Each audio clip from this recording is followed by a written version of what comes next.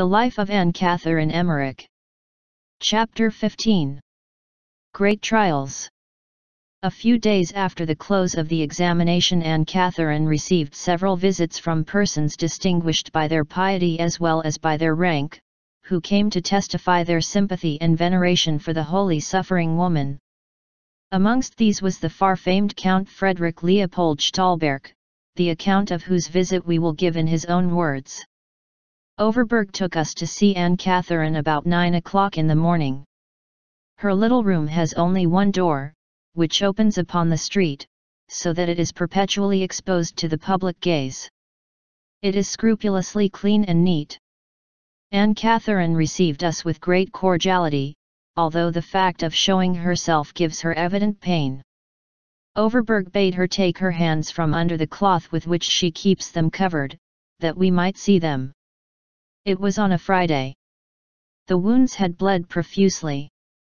She now took off the bandage from her head, and we saw the whole of the head surrounded with wounds as though pierced with thick sharp thorns, which wounds were filled with oozing blood. It would have been impossible for any painter to have imitated the thorny crown so faithfully as it was impressed on her brow. Anne Catherine, who was formerly a poor peasant girl, who minded the village cows and worked for her bread, now expresses herself upon religious subjects with a dignity and refinement of language which she could never have learned in the convent, whilst the beauty and spiritual wisdom of her mind speak in every word she utters. Her looks beam friendliness to all, her manner is bright, and her voice low, soft, and clear. There is nothing exaggerated in her expressions, because love knows no exaggeration. An overpowering love of God and long-suffering charity towards her neighbor, are the atmosphere in which she lives, moves, and breathes. How happy we are, she said, to know Jesus Christ. How easy He makes it for us all to love Him. Whilst far from esteeming herself as a specially favored person in consequence of the outward signs she bears of God's favors, she deems herself utterly unworthy of His love, and bears these marks of divine grace in humble anxiety and fearfulness. This letter was written by Count Stahlberg to Michael Saylor, afterwards Bishop of Ratisbon, who published it far and wide, as being the testimony of so universally respected an authority. Thus it fell into the hands of the poet Brentano, and was the primary origin of his desire to see one with whom his life was to be subsequently so strangely united, and who is well known in all her subsequent revelations under the name of the Pilgrim. It is time now to turn to Anne Catherine's own interior and exterior condition at this most trying period of her life, when she had become, as it were, an occasion of stumbling to all, on account of the marks of the crucified spouse which she bore about on her body, when moreover she had grown to be a burden to her friends, the weight of which burden returned with double force upon her own devoted head, when her own confessor looked upon her state as a misfortune, when she was misunderstood and often maltreated by her own relations, when the spiritual pastor of the town in which she dwelt drew back from her, so soon as he found his own calling likely to be endangered by her vicinity, and when the highest ecclesiastical authorities of the diocese had forced her to undergo severe examinations on the charge of duplicity and falsehood, sparing her no torment in order to give up her almost intolerable wounds to the gaze of the world at large, and, when this over, she was abandoned, helpless, and defenseless to the curiosity, importunity, and suspicion of every chance passer-by, and, a few months later, to the most terrible persecutions which ever befell an innocent human being. Surely it was a gigantic task indeed, amidst such woes, to preserve invariable meekness and patience, and to turn a cheerful unruffled countenance to all comers. And yet well indeed did Anne Catherine accomplish this task. No word of complaint was ever heard upon her lips when she was suspected of duplicity and publicly accused of imposture, and so deeply engraven upon her soul was the conviction of her own unworthiness, and so great her dread of worldly honor or esteem, that she absolutely preferred to be looked upon as an object of popular distrust, and shrank from a syllable of praise as though torture were being inflicted upon her whole frame. Her confessor at this time was Father Limburg, a Dominican, who had suffered like herself from the violent suppression of all monasteries and convents throughout Westphalia, and had returned to the world with the firm determination to continue to live as strictly in accordance with his vows as should be possible. It therefore appeared to Anne Catherine as a specially gracious ordinance of Providence that she should have received so strict and conscientious a religious for her spiritual adviser, and from the first hour of their intercourse, her utmost endeavor was ever to render to him an unhesitating, perfect obedience. Not only did she regard him as her director, but also as the representative of her former superiors in religion, and therefore she gave to his every word and command the same unbounded deference and submission which she had formerly rendered to those placed in authority over her in the convent, and endeavored to regulate her life accordingly. Although her strange inner life was a mystery to him, and was incessantly misunderstood by the simple-minded, inexperienced, almost unlettered religious, although in sense, wisdom, and enlightenment of mind she was immeasurably his superior, her behavior towards him was never otherwise than that of a docile, blindly obedient child, because she looked upon each word which fell from his lips as a distinct command from God, allowing of no opposition. Frequently, her own experience or the prophetic warnings of her angel showed her that obedience to this or that injunction on the part of her confessor would be followed by unutterable anguish to herself, yet never did this foreknowledge, nor his invariable and often ill-judged harshness and severity, turn her by so much as a hair's breadth from her obedience, for the maintenance of which she spared neither pain nor sacrifice. Just as a plant cannot grow and a flower cannot bloom without air and light, so was it with Anne Catherine's soul and priestly guidance. The words and the blessing of God's anointed were more to her than the benediction of even her angel. Obedience was the channel through which all the fruits of her marvelous labors flowed into the body of the Church, through which she was enabled to suffer in her own person in the stead of that body through which, in fine, she herself was so firmly bound and united to the Church.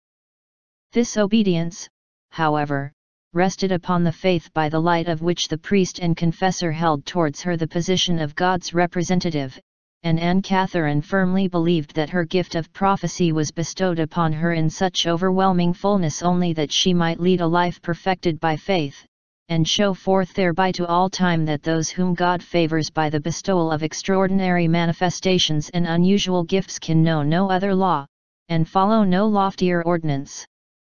than the rule of faith of the infallible Church, which is the pillar and foundation of truth. The true mystic moves and breathes in no other region but that of discipline, of the service of God, of the sacraments, of the rites and customs of the Church, and of the principles laid down by the saints and ancient fathers. When Father Limburg undertook the direction of Anne Catherine's soul, he adopted the principle of carefully striving to conceal all that appeared remarkable in his penitent, and of declaring her visions to be the result of idle fancy, in order to foster her humility.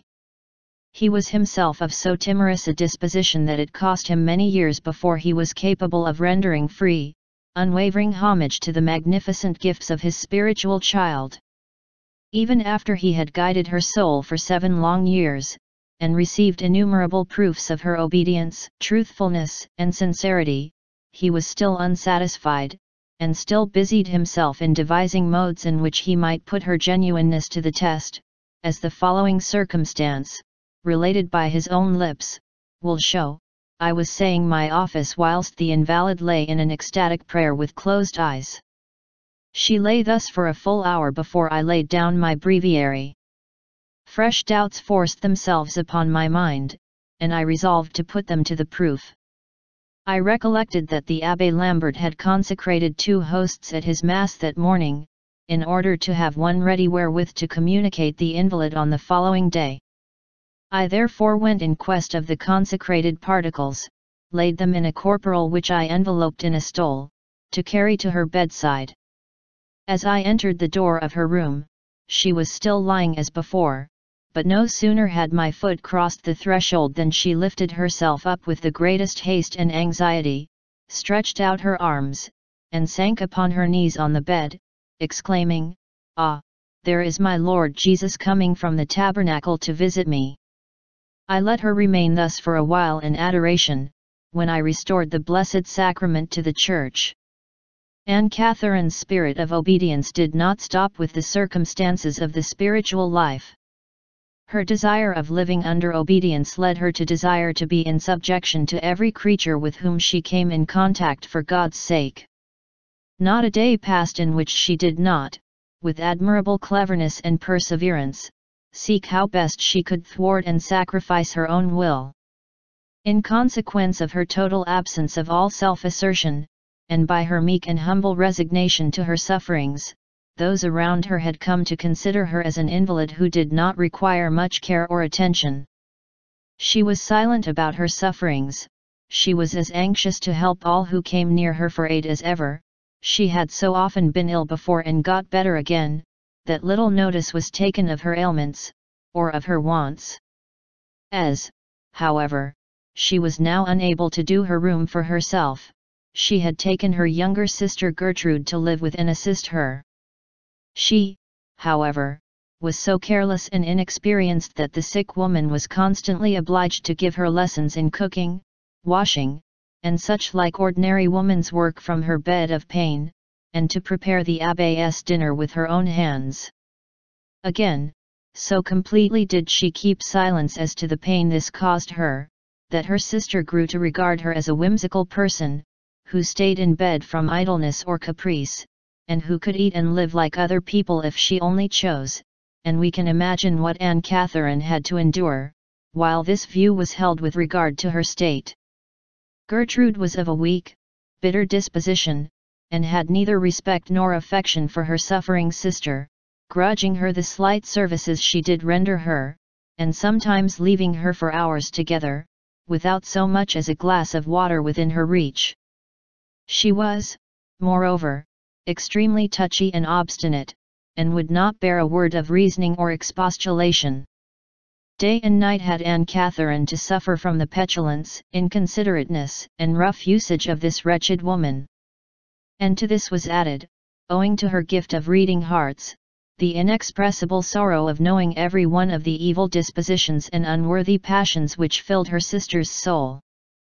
Day and night she prayed for her and suffered for her, but not until after her own death did it please God to answer her supplications, when Gertrude recognized her faults, and repented bitterly of the cruelty with which she had treated poor Anne Catherine. In speaking of the people who were with Anne Catherine at this time of her life, we must not omit Dr. Wessner, of whom mention has been made several times in these pages, and who, in more respects than one, occupied a prominent position in the life of this servant of God. Led from motives of curiosity to her bedside, when the news of the stigmata was first bruited abroad, his acquaintance with her had rapidly induced the deepest interest on his part. This interest ripened into an affection and veneration which he retained to the end of his life, and had for its immediate result the restoration of his long-lost faith, and his complete reconciliation to Almighty God. His profound gratitude for these graces, which he rightly attributed to the mediation of Anne Catherine, suggested to him the idea of noting down all his observations and experiences of her marvelous state, with the view of inscribing indelibly upon his memory the many features and points which appeared to his eyes to be so many proofs of the extraordinary state of perfection to which she had brought her marvelous life, taking special pains in the description of those circumstances and conversations which had materially aided, or had been of singular meaning, with respect to his own progress in the interior life. These simple unadorned reports demonstrate as clearly as did 5 years later Clemence Brentano's eloquent and poetical language, the ways and means used by the highly favored girl for winning souls to God and to His holy law.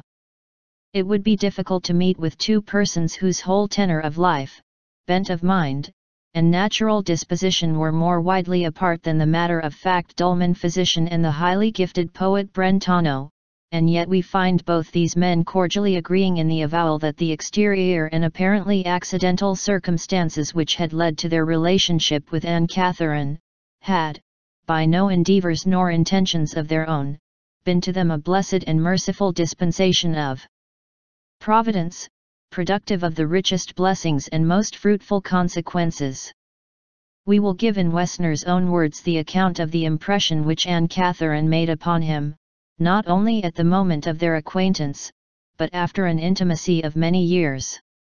It will conduce to shed a yet fuller and more brilliant light upon her whole personality, and upon the extraordinary influence she exercised upon the souls of others. I heard of Anne Catherine Emmerich, writes Wessner, for the first time in the year 1806, when I was practicing in Rellinghausen, when I was requested by Krauthausen, the doctor to the Agnetenberg convent, to pronounce an opinion upon the inexplicable illness of a nun. At that time I had been reading about magnetism, and suggested that the attacks of which Krauthausen spoke might be cataleptic fits. In treating them as such, however, he found all remedies equally powerless, and only put the patient to unutterable torture. I heard no more of her until March, 1813, when her stigmata were made the subject of conversation at a party, when I made them the pretext of a medical visit to the sick woman. I found her unconscious in bed, but when she came to herself, she looked me frankly and cordially in the face, and on the Abbé Lambert's telling her who I was, answered with a smile that she knew all about me. This appeared to me as very strange, and as I thought I detected a feigned simplicity in her conduct, I determined to put an end to it by a stern, forbidding manner.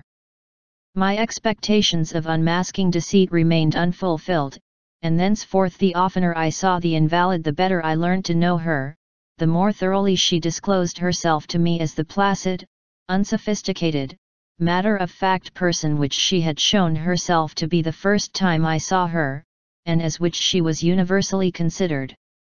More and more clearly I discerned in her that guileless truly Christian character which is at peace with itself and with the whole world, because it follows the most holy will of God in all things and all places. She deemed herself the worst and most unworthy of mankind, and loved all men better than herself.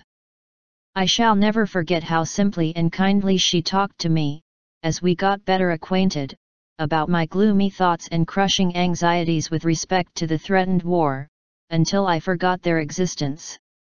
She often distinctly told me that Napoleon's power would soon be at an end, and that Dulmen would be spared by the French army, and this came to pass exactly as she said it would, the French garrison of Minden laying waste the whole country round, with the single exception of Dulmen.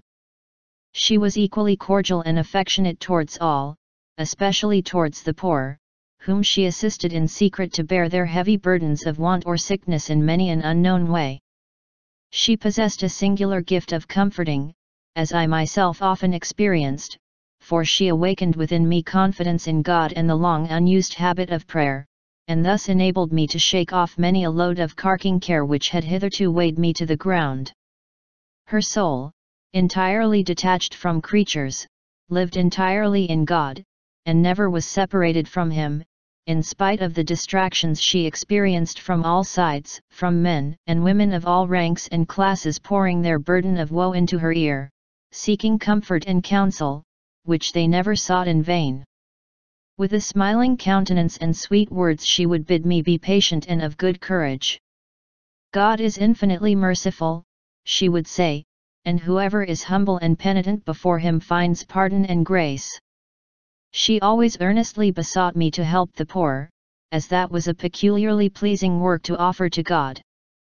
Whenever an opportunity presented itself she eloquently discoursed upon the incomparable happiness of belonging to the Catholic Church.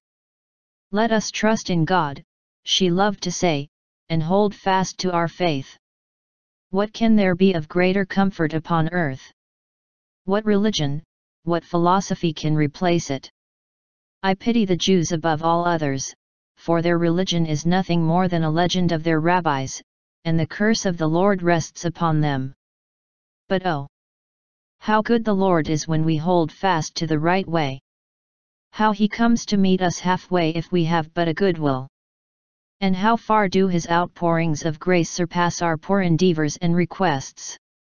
Once when the conversation turned upon prayer, I said that I was quite aware that true prayer consisted in faithful fulfillment of one's duty, and in the exercise of mutual charity, but that I could not understand how she could remain for hours together in prayer, forgetting all around her, entirely lost in God, when she replied, "Just think for a moment whether it is not possible that you should be so deeply interested in the reading of some beautiful book as to forget all that is going on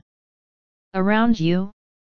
Well then, is it astonishing that when one is talking with God Himself, who is the source of all beauty, one should entirely forget oneself? Begin, once for all, with humble adoration of Him, and you will find the same happen with yourself."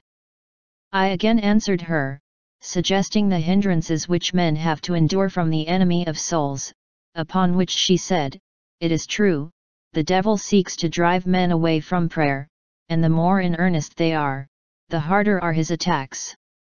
I was once shown an occasion of the sort. I found myself in a beautiful church, and saw 3 women praying, and behind them a horrible object. This figure whispered flatteries into the ear of the first of these women, who gradually fell asleep. It then went on to the second, and sought to put her to sleep, but did not entirely succeed. The third woman, however, was so beaten and bruised by the figure that I felt great pity for her, and asked my guide what this meant, when he made reply, "This is an allegory of prayer." The first woman was devoid of zeal and earnestness, and therefore the devil soon put her to sleep. The second was better, but was lukewarm, the third was good, and her prayer fervent, therefore her temptation was more violent, and nevertheless was successfully overcome. The prayers that are peculiarly acceptable to God are those for others, and especially for the holy souls. Pray for them, and you will be putting your money out at good interest. As for myself, I offer my whole self to God, and pray, "Lord, do with me as thou wiliest." Then I go on safely, for I know my good loving Father can only show good things and mercifulness to me. She then went on to describe in burning words the woes of those in purgatory, their pain of loss, and the forgetfulness of their sufferings, too common amongst men. I asked her also, why men were ever created, when she made answer, "God made men for His own glory and for our happiness. When the angels fell, He determined to create men, in order to fill up the empty ranks of those legions, and when the number of these is complete, the end of the world will come." With amazement I inquired whence she knew this, and she answered, she knew it, but how she could not describe. She would also talk to me for many hours together upon the sacraments, upon good works, upon almsgiving, upon the virtues, upon the wisdom and philosophies of the age, and upon the blind haste with which men pursue the false goods of this world. On which latter subject she related to me the following vision: I stood in a great wild field, which was covered with a countless crowd of men, working at all manner of things, and expending their energies to the utmost in pursuit of their separate ends. In their midst stood our Lord, with a countenance of inexpressible goodness, who said to me, "See how these people strive and distress themselves, how they seek comfort and help in gain, how they go to and fro and never so much as perceive me, who stand here visible to all, who am their Lord and benefactor. Few, indeed, there are who give me so much in a grateful look, and that they throw towards me in hurrying by, as if they had not time so much as to turn their heads towards me." In this sketch of his intercourse with Anne Catherine, Wessner concludes with a long account of her revelations to him of passages in the life of the Blessed Virgin and in our Lord's childhood, which, as they have been separately published and laid before the reader elsewhere, we will omit in these pages. As Wessner became daily more and more drawn into intimate relationship with Anne Catherine, it became clearly evident that, according to God's designs, he was intended to be an instrument in the perfection of her earthly task. She soon began to make use of him as a medium by which she could shower incessant gifts and consolation upon all the needy and infirm who were unable to drag themselves to her bedside. He had always a multitude of poor under his treatment, upon whom he bestowed not only his own professional skill, but also alms and clothing which Anne Catherine handed over to him for this purpose.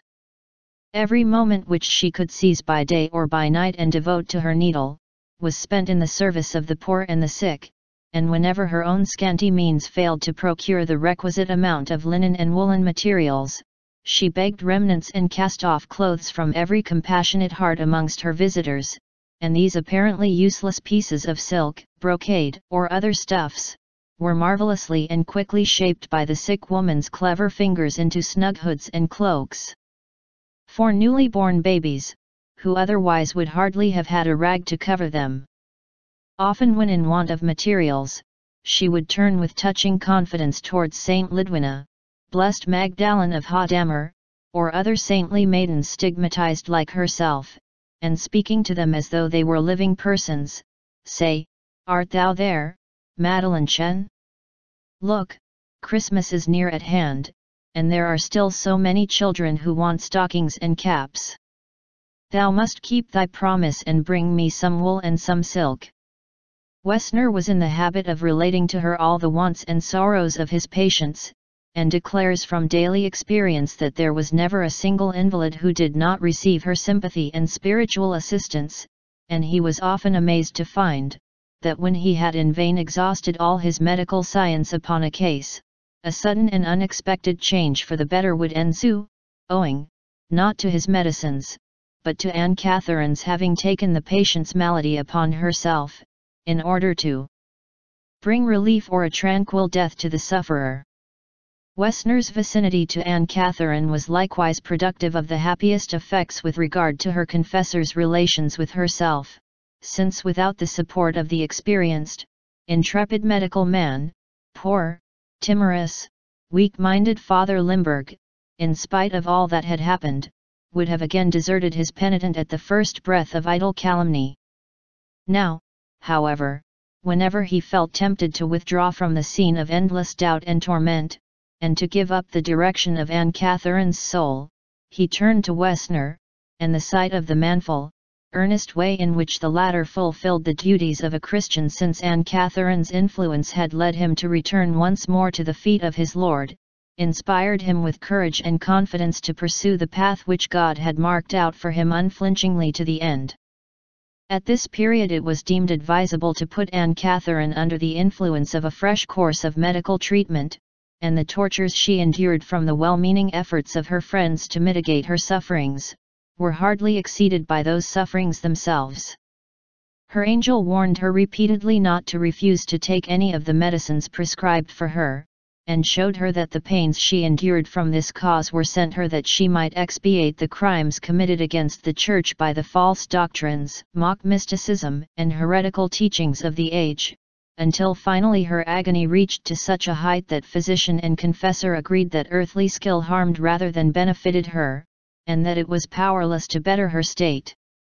For weeks together she suffered from such violent cramps at the heart, with almost total suffocation, that her death was hourly expected. Nevertheless her daily communions gave her strength enough to rally sufficiently to meet each fresh attack. She was now left in peace for a year when a new doctor arrived, with a written recommendation from the Vicar General. Anne Catherine implored that she might be spared new examinations and experiments, but her prayer was not granted, and in silence she resigned herself as ever to God's will and to suffering, receiving at this time many helpful visions upon the subject of magnetism, clairvoyance, somnambulism, and fortune-telling, which was then occupying the public mind and was the cause of the fresh experiments practiced upon herself, and as to the relations which these divers forms of deceit held with the author of all lies and his kingdom of darkness. A few months after this occurrence, Overberg paid Anne Catherine a visit of a few days, and describes her as being extremely weak, but overjoyed at seeing him. There was hardly any pulse to be felt, and at times her breathing seemed to cease, whilst her lips and cheeks were of a ghastly white, and her face sunken as that of a dead person. This was before she had received Holy Communion of a morning. Afterwards, strength and life appeared to return. Overberg's object in coming to Dolmen was to try and persuade Anne Catherine to let herself be separated for a time from all her friends and attendants and removed to Munster, and there undergo another competent examination from disinterested persons, which should put an end forever to the voices of doubt, incredulity, and suspicion. The poor invalid, however, declared that such a journey was simply impossible for her in her infirm state, besides being an extremely painful idea to herself, and that short of an ecclesiastical command, she must decline to leave her present abode. A command, however, Overberg dared not give. If she undertook the journey, it must be of her own free will, but so fully did he believe that such a course would be for her essential comfort and peace, that he left no stone unturned to gain her consent. The worthy priest's eloquence gained Wessner over to his side, and he next turned to old Abbé Lambert, who with tears streaming down his aged cheeks, expressed his willingness to go away himself from Dolmen, or make any sacrifice necessary for a strict examination of his poor friend, or leave her forever, if needs be, rather than put her to such terrible pain. However, Anne Catherine's own consent was not to be obtained. She told Overberg frankly that his good intentions on her behalf misled him, and so wisely and eloquently pleaded her own cause, astonishing them all by her firmness and resolution, that they were compelled to yield to her decision and the project fell to the ground. In the March of the following year, 1817, Anne Catherine had the happiness of seeing her beloved mother once more. The two had met but once since the suppression of the convent, but when the old woman, she was now 80 years of age, felt the end of her life to be drawing near, she resolved that her death should take place by her sick daughter's bedside. In the month of January, therefore, she had herself transported to Dolmen, where Anne Catherine, who had been a consoling angel and expiatory victim by so many deathbeds, had the happiness of tending her own mother in her last moments, and of showing her every service which the filial love of a grateful child's heart could devise. Bernhard Emmerich had died some few years previously.